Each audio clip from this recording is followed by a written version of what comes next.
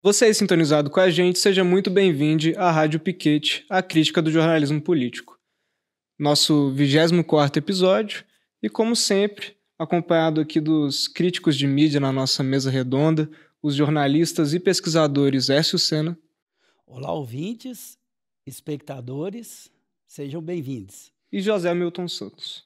A todo mundo que nos ouve e assiste, as minhas saudações. No episódio de hoje, vamos discutir dois assuntos tratados na cobertura da imprensa nesse último período. Primeiro é a política externa do governo federal e a segunda, tratar de um assunto um pouco mais delicado e sensível, que são os casos recorrentes de violência. No primeiro bloco, a gente vai analisar esse olhar da mídia sobre a visita do presidente Lula à China, em especial essas expectativas e previsões que ela tem sobre as negociações que lá ocorreram.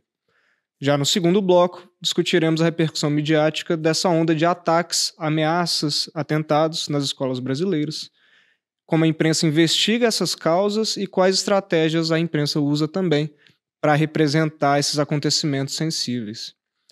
Mas fica com a gente até o final para o Momento Panfletagem, com indicações culturais, recomendações, então fica aí com a gente até o final. Bom, primeiro bloco, vamos começar pela viagem. Zé, por que essa viagem do Lula à China foi tão antecipada pela mídia? O que tem de diferente dessa viagem, por exemplo, da viagem que o governo federal fez aos Estados Unidos no começo do ano, por exemplo?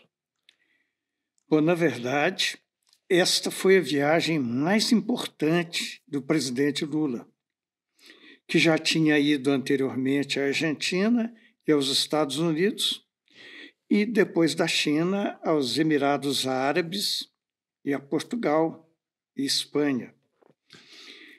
Então, nós vemos o seguinte, que houve uma boa cobertura, mas eu acho que foi insuficiente, que a grande mídia não deu a devida importância que essa visita do presidente Lula à China tem para o Brasil. Que nós vemos aí uma retomada daquilo que o antigo chanceler Celso Amorim chamava de política externa ativa e altiva. E essa assertividade ficou muito claro, pelo menos em duas ocasiões. Uma delas, quando tratando da guerra, o presidente propôs que a China compusesse um grupo de países que não estivesse diretamente envolvido na guerra para fazer a intermediação para a paz. E isso gerou na mídia uma repercussão extremamente negativa, porque o Brasil reafirmou a sua posição de independência em relação à política capitaneada pelos Estados Unidos. E o outro ponto, também importante, foi quando o Lula falou da necessidade de se libertar do dólar como única moeda no comércio internacional.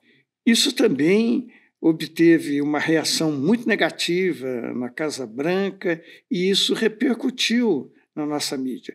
Principalmente a Band, a TV, que desde o dia 15 de março vem repercutindo de uma forma bastante negativa a proposta do Lula. Mas nós temos que essa proposta ela reflete uma nova realidade do mundo. Nós não vivemos mais num mundo unipolar, que foi resultado do fim da União Soviética. Mas nós vivemos num mundo multipolar.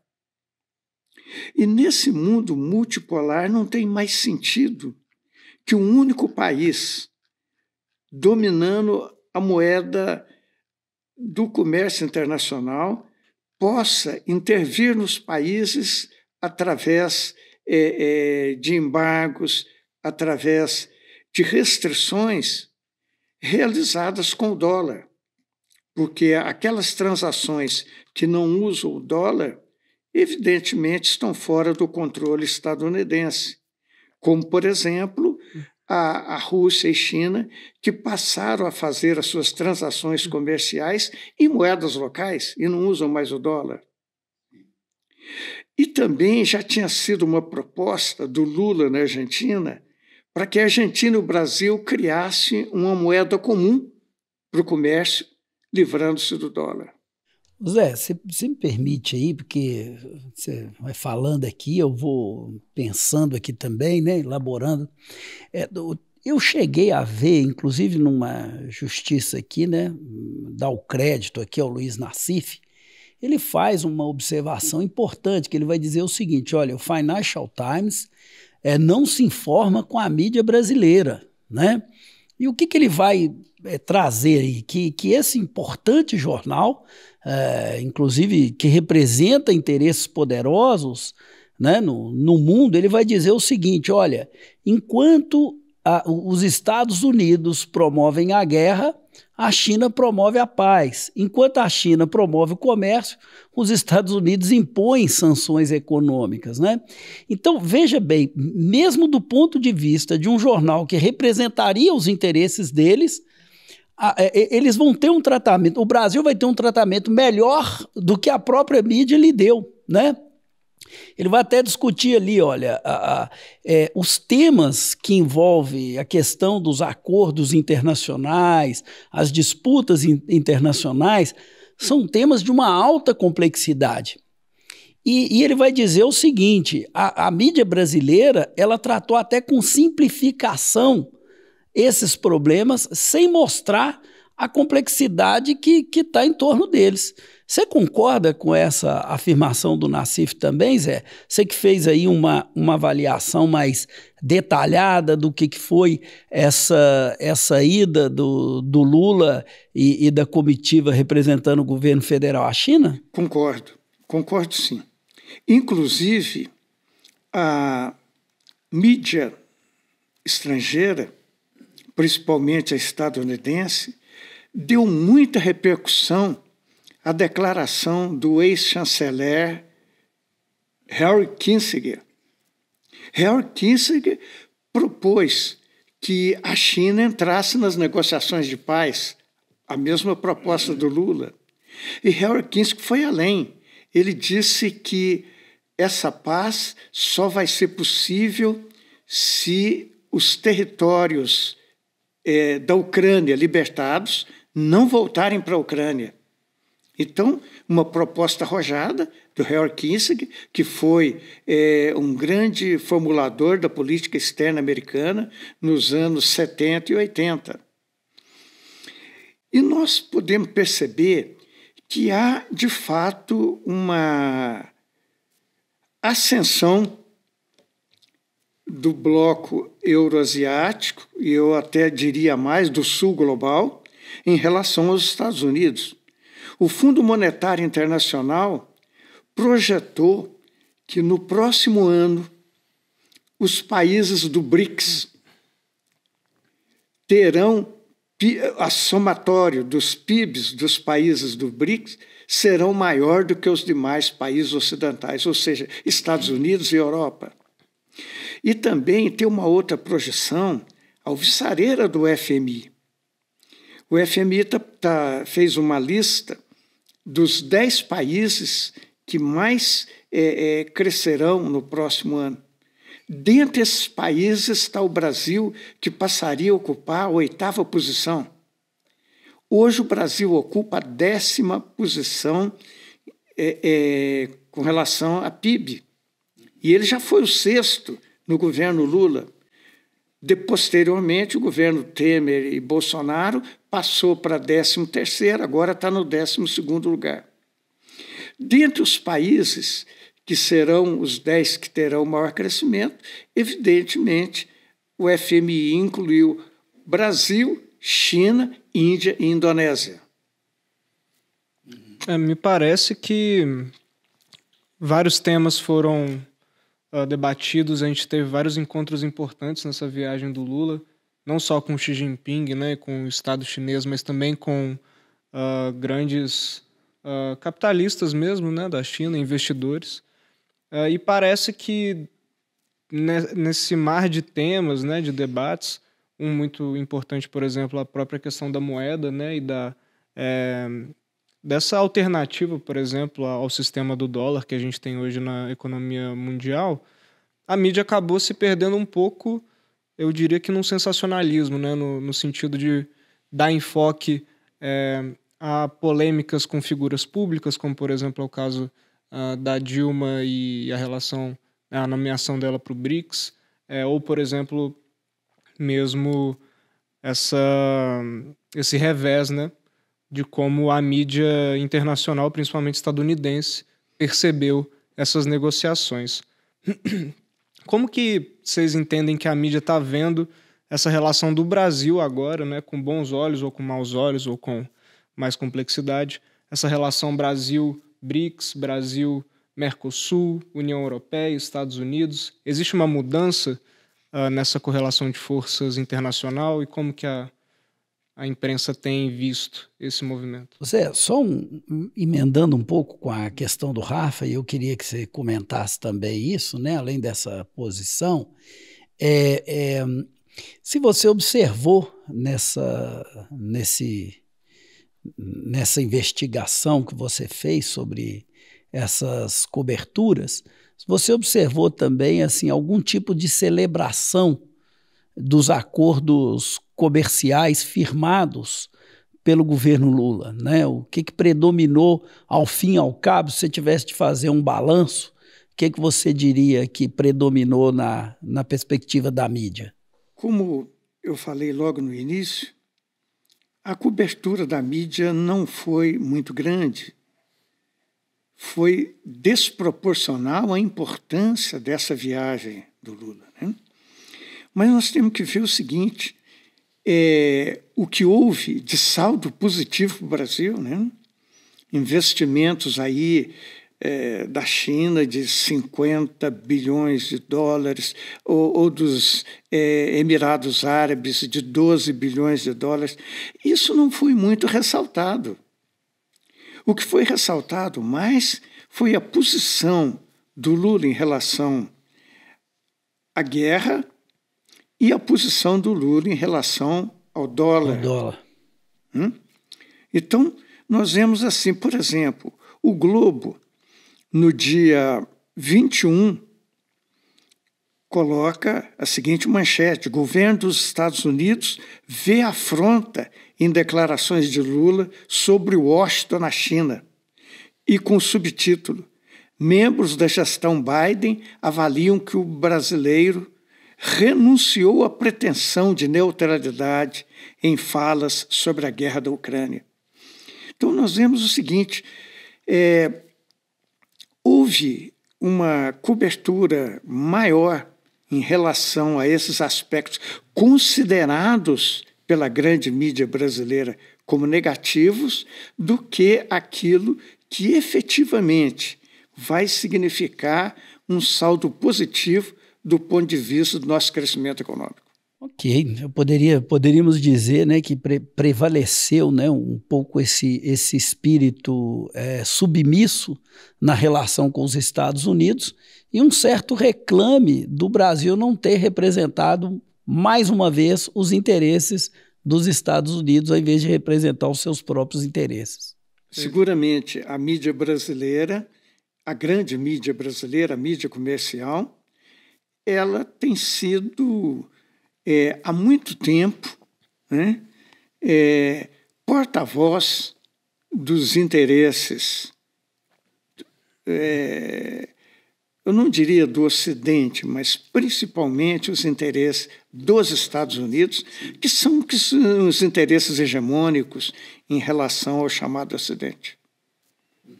Perfeito. Mais algum comentário sobre a viagem?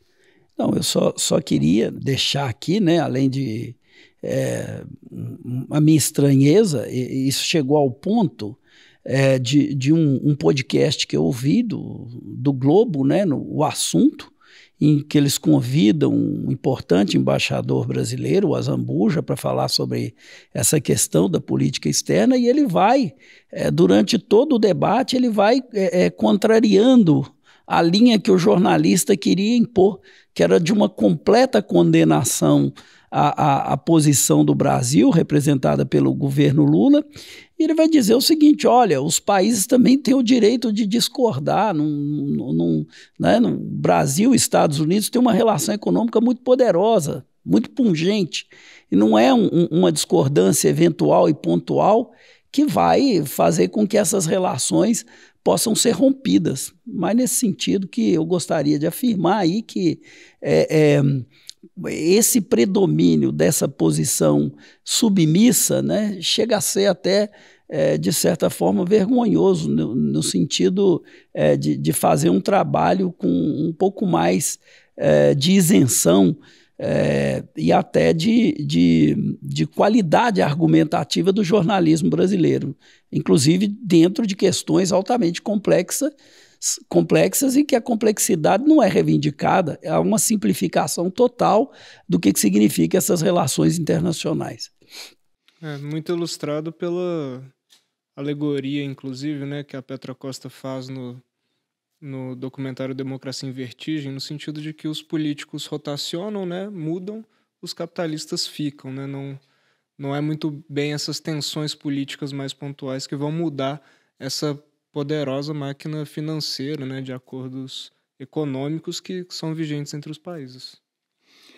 E um exemplo dessa atitude submissa da grande mídia foi uma entrevista que o Guga Chakra, correspondente da Globo nos Estados Unidos, fez com Celso Amorim, que já foi chanceler e hoje é assessor do presidente Lula para as questões de política internacional.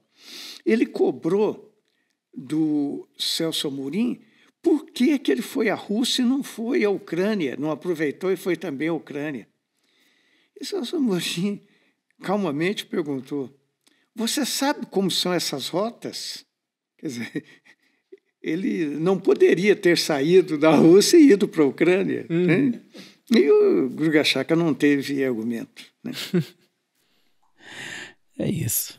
Bom, agora no segundo bloco vamos tratar dos recorrentes ataques às escolas brasileiras. Começar perguntando para o Hércio, acho que antes da gente entrar em como que a mídia entra nesse jogo de enquadramento, né, de repercussão, vamos contextualizar o que foram esses ataques, né, atentados, ameaças. Bem, os ataques, né, os atos de violência cometidos contra as escolas, na realidade são ataques, né, às escolas, aos estudantes, aos professores, e eles tiveram uma repercussão ainda maior na imprensa comercial a partir do último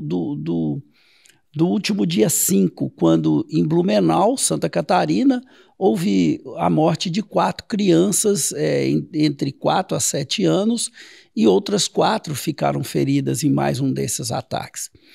Esse episódio ocorreu 9 dias depois do ataque a uma escola de São Paulo, onde uma professora foi morta por um estudante de 13 anos de idade. Esses ataques, eles têm sido, né, como a comissão de transição do governo Lula apontou, eles aumentaram muito nos últimos 20 anos, nas 2 últimas décadas.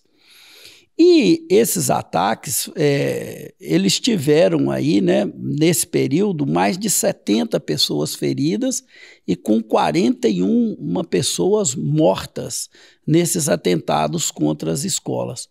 O mais grave deles foi aquele que ocorreu em 2011, numa escola de Realengo, no Rio de Janeiro, que ficou conhecido como o Massacre de Realengo. Lá morreram 12 pessoas após um ex-aluno atirar em jovens da escola municipal da cidade, né? Então, esse conjunto de ataques à escola, violentos, que ameaçam a vida dos estudantes, que causa temor nas escolas, foi muito explorado pela mídia comercial nos últimos dias. Bom, acho que a recapitulação foi muito boa, Aércio, mas desses episódios mais recentes, como que a mídia tem tratado esses episódios, né? Como que ela investiga suas causas, como ela vem repercutindo essas motivações, né, para esses ataques acontecerem, ou mesmo como ela vê que o Estado brasileiro, o governo brasileiro hoje vem tentando evitar, né, que mais aconteça. Eu acho sua pergunta importante, Rafa, inclusive porque não há um tratamento em torno das causas desse problema, desse fenômeno, né? Se a gente pegar aqui os 3 grandes jornais de referência da imprensa comercial brasileira, o Estadão vai dar destaque principalmente pelo estado de temor que as crianças e pais estão diante das ameaças de novos ataques. Vai destacar também atos pela paz, buscando a tolerância e a convivência no espaço escolar, e vai divulgar também as políticas que o governo vai desenvolver para enfrentar o problema. A Folha de São Paulo, por sua vez, vai dar destaque para a operação contra os ataques, tanto nas medidas tomadas pelo governo, quanto no balanço dessas ocorrências e nos possíveis significados que elas vão ter, e vão apontar também diferentes reações entre as escolas no enfrentamento dessa situação de temor e de caos que se instala nas escolas. O Globo vai trazer uma visão, né, também buscando divulgar as atividades em favor da paz e também mostrando como que algumas ações do governo já fazem surtir efeito, né, com prisões, com intervenção e buscando também investigar situações e prováveis futuros ataques. Essa cobertura, então, nesse sentido, ela foi assim, um pouco mais genérica. Se você for pegar o fato em si, ela é uma cobertura que a gente chama no jornalismo de uma cobertura, digamos assim, factual e informativa. Ela está lidando com fatos reais e externando esses fatos, informando a população. Mas, como você bem disse na sua pergunta, né, fica aí um pouco essa perspectiva de uma certa ausência, também de uma certa complexidade de se pensar as causas desse fenômeno, embora eu destacaria de positivo nessa cobertura a ideia dos especialistas, né, de que esses atos também se relacionam com o efeito que eles provocam nas redes sociais, mostrando como que é importante também pensar esse lugar como um lugar de articulação e de projeção desses jovens e dessas pessoas que cometem esse tipo de crime com uma certa compensação de aparecimento e de glorificação no lugar das redes sociais. Zé. Bom, os principais jornais nacionais, né? O Globo, Estado de São Paulo e Folha de São Paulo, como o Aércio muito bem explicou, trataram de uma maneira mais factual, principalmente esse último atentado em Santa Catarina, mas eles tomaram uma decisão de não divulgar mais o nome e nem divulgar foto dos agressores. Uhum. Na verdade, eles estão atacando o efeito e não a causa, né? Porque se, por um lado, essa superexposição, essa divulgação realmente tem estimulado, tem propagado essa cultura da violência, por outro lado, não podemos dizer que isto é a causa. Talvez a gente tenha que buscar essa causa de uma maneira de estudos e pesquisas mais aprofundados, principalmente para descobrir as especificidades, né? Porque há especificidades, embora esse fenômeno de ataque às escolas seja comum nos Estados Unidos, no Brasil não era. Isso é uma coisa muito recente, né? Então é preciso que se chegue, né, a medidas efetivas que não se restringem pura e simplesmente à divulgação ou à não divulgação. E tem um fenômeno também que me chama a atenção, Zé, importante isso que você falou, que assim, a violência que existe e que ataca a escola é uma violência que existe na sociedade. E ela está presente também em outros lugares. Não é, a escola é um lugar também onde ela se manifesta. O que me chama a atenção é que nessas coberturas, em algumas vezes esses jornais vão fazer uma relação com o discurso de ódio, com a propaganda da violência, com o incentivo ao uso das armas no Brasil, que foi muito intensificado nos últimos 4 anos, né? Às vezes alguns jornais vão dar crédito para isso, né? O Estadão, por exemplo, no dia 5/4, ele vai dizer, não é coincidência que os casos tenham acontecido nessa frequência, ao mesmo tempo em que o número de armas na mão de civis aumentou bastante nos últimos anos, né? Então, coloca ali uma relação, né? A gente observa também que o próprio jornal Valor Econômico, ele também vai fazer uma relação direta, colocando o seguinte, Rui Costa relaciona que onda de ataques às escolas, a postura do ex-presidente Bolsonaro, no sentido de que há todo um incentivo para que essas atitudes de violência também invadam o lugar da escola. E tem no Brasil, de fato, uma cobertura interessante nesse aspecto também, em que eles vão dar um destaque para a fala do ministro Alexandre de Moraes, que é dessas autoridades que também vai fazer uma relação mais direta. E ele vai dizer o seguinte, olha, o modus operandi usado nas escolas é exatamente o mesmo utilizado contra as urnas eletrônicas e a democracia. O modus operandi instrumentalizado no dia 8 de janeiro. As redes sociais ainda se sentem como uma terra sem lei. Precisamos regulamentar isso. Então, eu acho que, embora ele reforce um pouco essa ideia que você, com justeza, combateu aqui, né, de que nós temos que pensar nas causas, que elas são mais complexas, elas vão além, mas existe uma violência na cidade, na sociedade, digo, e que, ao mesmo tempo, muitas vezes, ela é compactuada também. O Twitter dessas redes sociais foi a única que recusou a retirar as postagens que incentivavam a violência e recusou cumprir a determinação feita pelo Ministério da Justiça. Depois recuou. Depois que a sociedade... uma portaria só, né? Sim. Depois que a sociedade também se mobilizou e passou a denunciar, eles tiveram que recuar.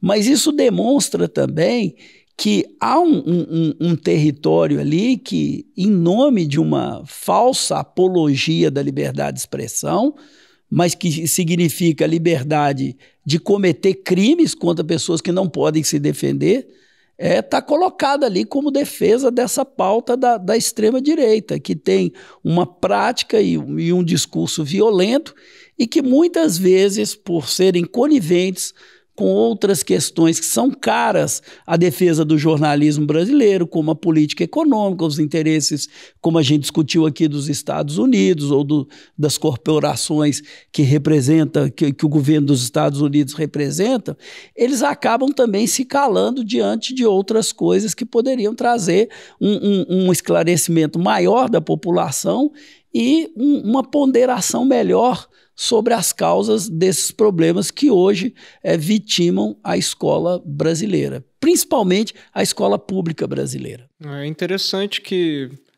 pelo menos dessa vez, a imprensa comercial leva em consideração esse elemento político da questão, porque existe realmente um histórico dos jornais em geral, né, de patologização mesmo desse tipo de atentado, de ataque, né? Sempre não que isso também não seja um fator que esteja relacionado, mas a gente não é o único, né? E a gente está falando do país e aí já essas pesquisas acadêmicas já vêm mapeando isso há muito tempo, é um dos países com mais células nazistas no mundo, né? Então é muito complicado, né, a gente separar, né, isolar esse crescimento aí do armamento da população, do discurso de ódio, da não regulação dessas redes sociais e também, claro, dessa questão política do crescimento da extrema-direita. Eu deixo de recomendação o podcast, inclusive, da Folha de São Paulo, Café da Manhã da Folha, que no episódio recente sobre esse assunto eles entrevistam um especialista que, inclusive, trabalha nessa perspectiva de regulação e de conselho dessas redes sociais, né? Ele trabalha, se não me engano, no Facebook, Instagram e Spotify. E ele comenta bastante sobre como o Twitter foi essa abertura aí, né, de uma rede que agora que foi comprada pelo Elon Musk está deixando tudo mesmo na mão sem regulação nenhuma, né? E ainda justificando pela suposta liberdade de expressão, né? Mas que na verdade não é liberdade de expressão na medida em que permite essa glorificação da violência e da organização desses atos violentos, né? Então fica a recomendação desse episódio que foi muito interessante ouvir a entrevista. Café da Manhã da Folha. Tem uma questão que eu gostaria, assim, eu acho que em síntese, né, de colocar, a cobertura da imprensa comercial, ela se destacou por 4 pontos que eu anotei aqui e acho que é importante, né? Ela se destacou pela divulgação dos fatos cercados de medo, apreensão e as medidas de enfrentamento por parte dos governos, principalmente do governo federal, a abertura para a opinião dos especialistas, apontando principalmente essa relação entre a questão das redes sociais e o fenômeno da violência, a mudança de política, como o Zé bem destacou, da cobertura, né, dos ataques, para evitar o efeito contágio, sem divulgar o nome e as imagens dos agressores.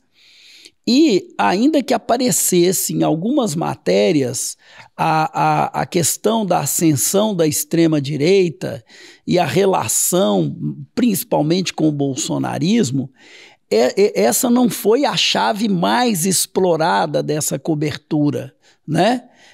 Em uma das coberturas do jornal o Globo, eles inclusive falaram de uma maneira bem genérica que esses atos tinham a ver com a emergência dos discursos extremistas. Que discursos extremistas existem hoje na política brasileira, se não o discurso da extrema-direita e representada aí pelo que foi o governo Jair Bolsonaro? Eu acho que, então, em síntese, eu acho que isso representa o que foi a cobertura dessa imprensa comercial sobre esse tema dos ataques nas escolas. Perfeito. E uma última coisa, Rafa, que eu acho que a gente vai ter que lidar e que talvez num outro programa a gente explore, né? É porque esse conjunto de ataques às escolas, há pessoas do campo democrático que dizem que ele também não está isento de relações com outras questões que a escola vivenciou, como o projeto da escola sem partido, a reforma do ensino médio que a gente já discutiu aqui, né? E essa é mais um tipo de violência real contra uma instituição que vem sendo muito atacada no Brasil nos últimos anos. É isso. Antes do encerramento, vem com a gente para o Momento Panfletagem. Aqui a gente vai fazer recomendações, indicações culturais, produtos midiáticos, tudo isso aí relacionado também à crítica de mídia e à crítica do jornalismo político, principalmente. E você quer começar? Bom, hoje eu vou indicar aqui um livro que é da Joan Didion, que é O Ano do Pensamento Mágico, É um livro belíssimo dessa autora, morreu recentemente, é uma autora estadunidense.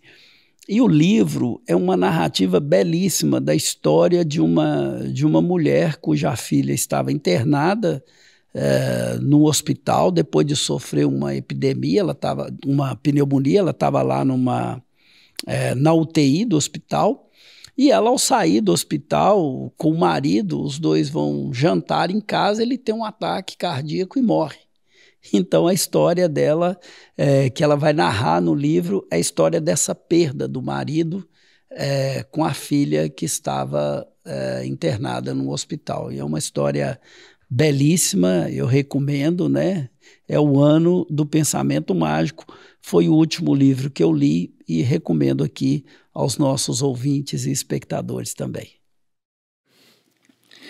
A minha recomendação é para a transformação da obra O Nome da Rosa, que é um dos maiores clássicos da literatura mundial, né?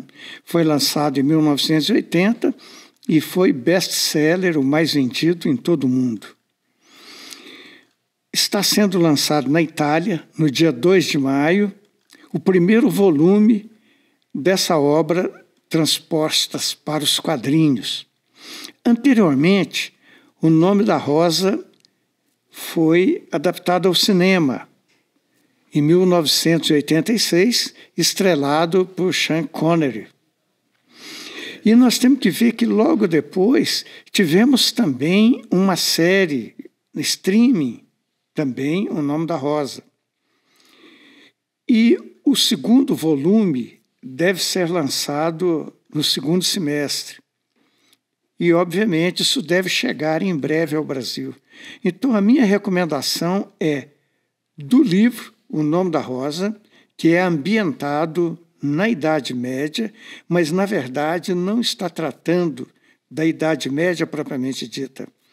A Idade Média aparece aí como uma metáfora da contemporaneidade, onde toda essa questão desses conflitos que agora, né, se agudizam, né, são retratados na Idade Média.